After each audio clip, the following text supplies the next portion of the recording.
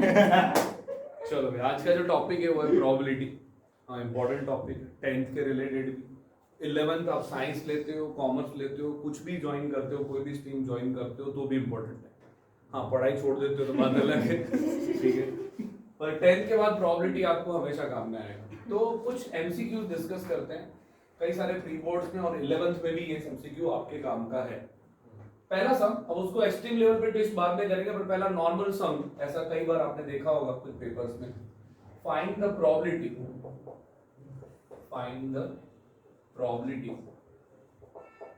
Of getting 53 Sundays in a leap year. पहला सम है, leap year के अंदर आपको फाइंड करनी है प्रोबेबिलिटी किसकी, 53 संडेज की प्रोबेबिलिटी फाइंड करनी है। और नॉर्मली लोग यहाँ पर सीधा अपॉन में टोटल आउटकम क्या ले लेते हैं, 366 नहीं, पर वो पहली नजर में आपको लगेगा कि ऑप्शन ऐसा 366 वाला अपने काउंट करे, पर वो सिलेक्टेड नहीं है। मेन आपको पहले ये फाइंड आउट करना है कि कोई भी साल में मिनिमम कितने वीक्स होते हैं, 52। एक साल के अंदर मिनिमम कितने वीक्स होते हैं, 52। अगर मैं लीप ईयर की बात करूं तो लीप ईयर में जो टोटल डेज हैं आपके पास, टोटल डेज लीप ईयर के अंदर वो कितने होंगे, 366। ये 366 टोटल डेज होंगे, 52 वीक्स मिनिमम। तो इंटू 7 करूंगा तो 52 इंटू 7 क्या हो जाएगा, 364। मैं 364 को क्या कर देता हूं, माइनस कर देता हूं। टोटल डेज से 366, 364 क्या किया, माइनस। क्यों 364 माइनस किया, क्योंकि मिनिमम वीक्स कितने हैं, 52। तो ये बचेगा 2 अंक, ठीक है, 2 दिन बचे। तो हमेशा पहला ये काम करो कि जितने भी टोटल डेज है, जब आप 52 वीक से 2 माइनस कर दो तो अपने पास ये पता चलेगा कि मैं 2 दिन बचते हैं। अब मेन काम आता है कि प्रोबेबिलिटी का कोई भी सम होता है तो 2 मोस्ट इंपॉर्टेंट चीजें आप फाइंड आउट करते हो। फर्स्ट इज टोटल आउटकम और सेकंड जो है वो है फेवरेबल आउटकम। क्योंकि आपके पास जो प्रोबेबिलिटी की डेफिनेशन है वो है favourable outcome upon total outcomes. तो टोटल आउटकम्स फाइंड आउट करते हैं, टोटल आउटकम्स। अब जो ये 2 दिन बचे हैं उसके रिलेटेड टोटल आउटकम क्या क्या हो सकते हैं। तो टोटल आउटकम के लिए ऐसा हो सकता है कि मंडे ट्यूसडे एक आउटकम बने, पहला आउटकम ऐसा हो सकता है मंडे ट्यूसडे। और हाँ, ये जो 2 दिन बचेंगे वो हमेशा क्या होंगे, कंसेक्यूटिव होंगे। नहीं तो आप लोग तो संडे संडे सब रहने दो ना, 52 वीक तो हो गए, 2 संडे मना लेते हैं और क्या 2 दिन छुट्टी कर लेते हैं, नहीं ऐसा नहीं।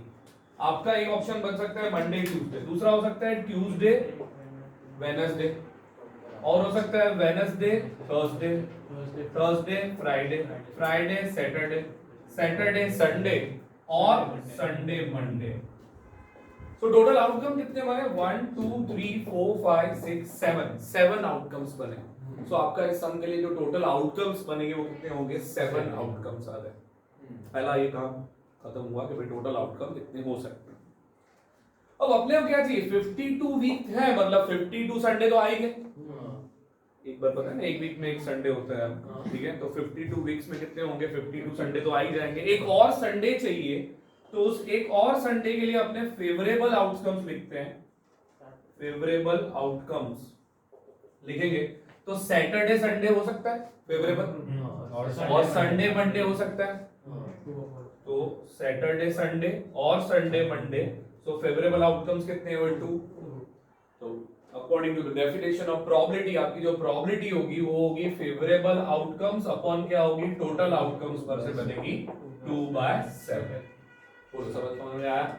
हाँ, ये 10th में भी काम का है, 11th में भी काम का है। तो फिर से समझ लो, फाइंड करनी थी probability of getting 53 Sundays in a leap year.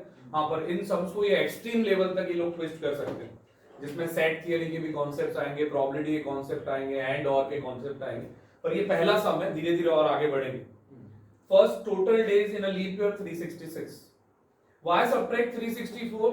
Total 52 minimum weeks are there in a year. So 52 into 7 364, 2 दिन बचे। ये 2 दिन क्या क्या हो सकते हैं, Monday Tuesday, Tuesday Wednesday, Wednesday Thursday, Thursday Friday करके टोटल जो आउटकम बनेंगे वो क्या होंगे आपके पास, 7।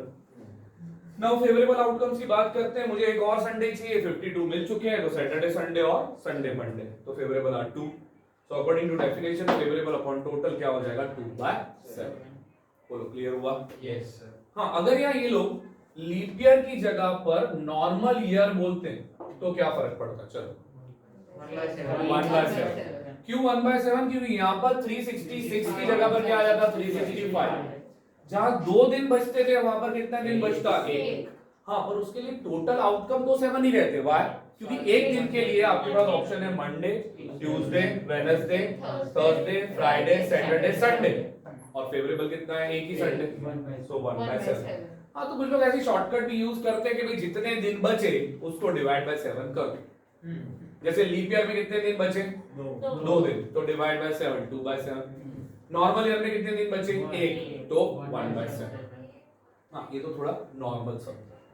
अब इनको और तीव्र इच्छा हुई कि नहीं आपको और लॉजिक क्लियर करते हैं या और टफ पूछते हैं, ठीक है, तो ये लोग क्या ट्विस्ट कर सकते हैं? इसी सब में थोड़ा सा ट्विस्ट कर रहा हूं, 53 संडेज और 53 मंडेज। सोचो क्या हो, 53 संडेज और 53 मंडेज। और हाँ, ये मेन इंपॉर्टेंट जो अपना हीरो है वो है, और डिसाइड करेगा कि फेवरेबल आउटकम कितनी है। 3/7। 3/7? देखो, संडे के लिए कितने आउटकम है? 2, और मंडे के लिए कितने आउटकम है? 2। तो कुछ लोग क्या करते हैं 2 + 2 करके 4 करते हैं। हाँ, पहली नजर में लगता है, पर पहली नजर का धोखा है, ठीक है।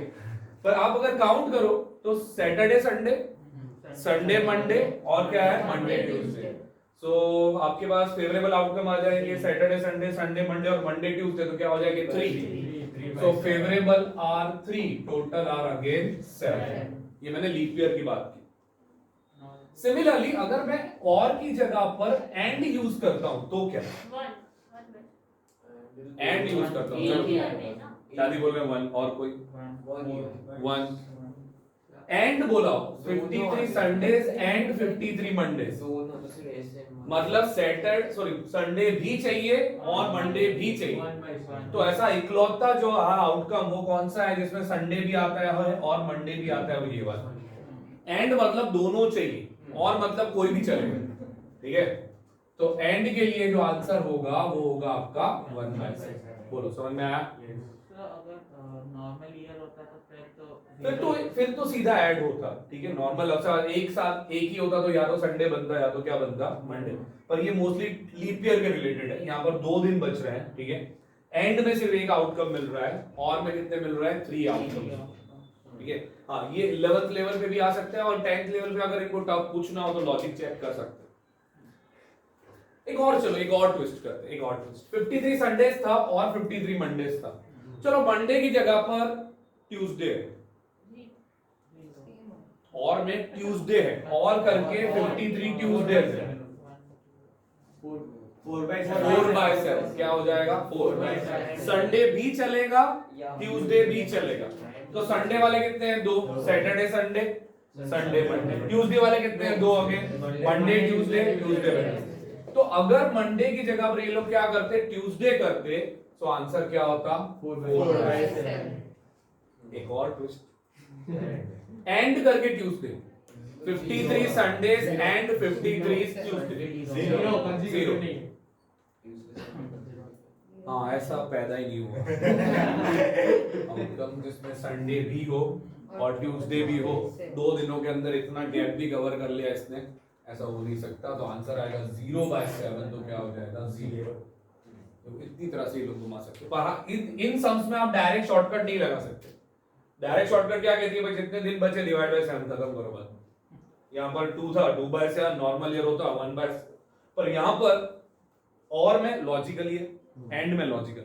और में 200 में से आ सकते हैं जहां पर दिन क्या होंगे? कंसेक्यूटिव होंगे, और एंड में 200 में से आ सकते हैं जहां पर दिन कंसेक्यूटिव नहीं होंगे। तो देखो हर टाइप का आंसर पॉसिबल हो रहा है। एक में यहाँ पर एंड था और कंसेक्यूटिव नहीं थे तो 0 आया, एंड था और कंसेक्यूटिव थे तो 1/7 आया, और था और कंसेक्यूटिव थे तो 3/7 आया, और था और कंसेक्यूटिव नहीं थे तो क्या आया? 4/7। सो ये इंपॉर्टेंट है, कई जगह पर रिपीट हो सकता है। हाँ, इसमें ये लोग क्या चेंज कर सकते हैं? अगर समझो ईयर की जगह पर मंथ की बात ले ली, चलो मैं बात करता हूँ लीप ईयर फैब की। इनको इतना बड़े होलसेल स्केल पे नहीं जाना है, रिटेल स्केल पे जाना है कि नहीं सर, इतना नहीं। अपने मंथ की बात करते हैं। समझो मंथ की बात करें और मैं लीप ईयर फैब की बात कर रहा हूँ, लीप ईयर फैब, ठीक है। लीप ईयर फैब में अगर बात करें, लीप ईयर फैब में तो टोटल डेज कितने होंगे 29। चलो 5 संडे की प्रोबेबिलिटी पूछी है, 5 संडे की, 53 की नहीं पूछी, अब किसकी पूछी है 5 संडे। सोचो लीप ईयर फैब 1/7, why 1/7? क्योंकि total 29 days are there in a leap year Feb. कितने माइनस करेंगे, how many minimum weeks are there? 4 into 7 करोगे तो क्या आ जाएगा 28। कितना दिन बचा? एक। वो एक दिन क्या क्या हो सकता है? Monday, Tuesday, Wednesday, Thursday, Friday, Saturday, Sunday. तो एक दिन बचा, डिवाइड बाय 7 कर दो, 1/7। चलो लीप ईयर फैब नहीं है, नॉर्मल फैब 28। हाँ सेम सम, 5 संडे और नॉर्मल फैब 0 हो ही नहीं सकते। अब 4 वीक के बाद फैब ही खत्म हो जाएगा तो काय का संडे, काय का मंडे, ठीक है, तो क्या हो जाएगा 0। हाँ तो ये लोग ट्विस्ट ये कर सकते हैं, अगर लीप ईयर की जगह पर अगर मंथ पूछते हैं तो पैटर्न सेम ही रहती है। हाँ फिर मंथ में जनवरी हो तो 3 दिन बचेंगे, अप्रैल हो 2 दिन बचेंगे, फैब हो नॉर्मल फैब 0 और लीप ईयर फैब तो 1 डे। तो इस तरह से डिफरेंट पूछ सकते हैं। तो ये इंपॉर्टेंट टॉपिक था, कई सारे 10th के प्री बोर्ड में आता है, 11th में भी आता है, और लॉजिकल क्वेश्चन था, इसमें कोई रट्टा नहीं मारना, लॉजिकली क्लियर करना कि कितने दिन बचते हैं और फेवरेबल आउटकम क्या होगा, ठीक है।